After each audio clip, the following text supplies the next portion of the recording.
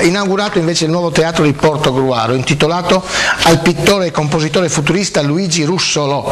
Il teatro è sorto al posto l'ex cinema Silvio Pellico, di proprietà della Curia di Pordenone. Allora il servizio dalla nostra redazione del Veneto.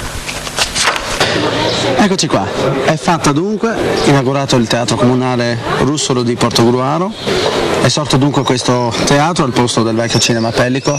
Antonio Bertoncello, sindaco di Portogruaro, immagino la sua soddisfazione per quest'opera completata in tempi abbastanza buoni.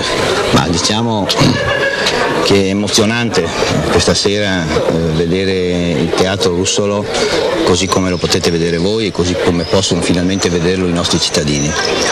È stata una sfida che abbiamo raccolto, in tempi brevi siamo riusciti a dare alla città il primo stralcio funzionale di un teatro che può essere da oggi usato per tutta la città con le associazioni, per tutte quelle associazioni culturali che vogliono utilizzarlo. Graditissimo ospite all'inaugurazione del Teatro Russolo di Portogruaro anche Sergio Borzonello, sindaco di Pordenone, dunque un teatro che insomma fa concorrenza al Verdi, no? Ma i teatri non fanno mai concorrenza, anzi sono veramente un arricchimento dei territori, quindi io sono contentissimo di aver accolto l'invito di Antonio Bertoncello, della sua giunta, e devo dire un invito graditissimo. Un teatro per una città è qualcosa di straordinario, lo sappiamo noi a Pordenone che da qualche anno abbiamo il nostro teatro dopo tanti anni in cui l'abbiamo sospirato.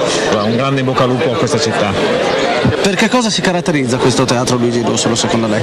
Ma intanto per essere un teatro auditorium, è un auditorium che può ospitare prosa, danza eccetera, e non è semplice perché richiede uno studio di acustica notevole che qui è stato fatto, e poi c'è tanto legno, il legno fa calore, fa acustica, fa possibilità per il pubblico di sentirsi avvolto in un'ambienza ideale per essere concentrati su quello che avviene sul palco. Una nuova perla culturale per tutta la provincia, questo teatro. Sì, anche perché c'è un finanziamento diretto da parte della nostra amministrazione e perché Portogruaro così dimostra di essere una città che per la cultura, per tutto il mandamento dà un impulso fondamentale. Tempi rapidi, intervento bellissimo, credo che tutta la città ma tutto il mandamento meritasse un intervento di questo tipo.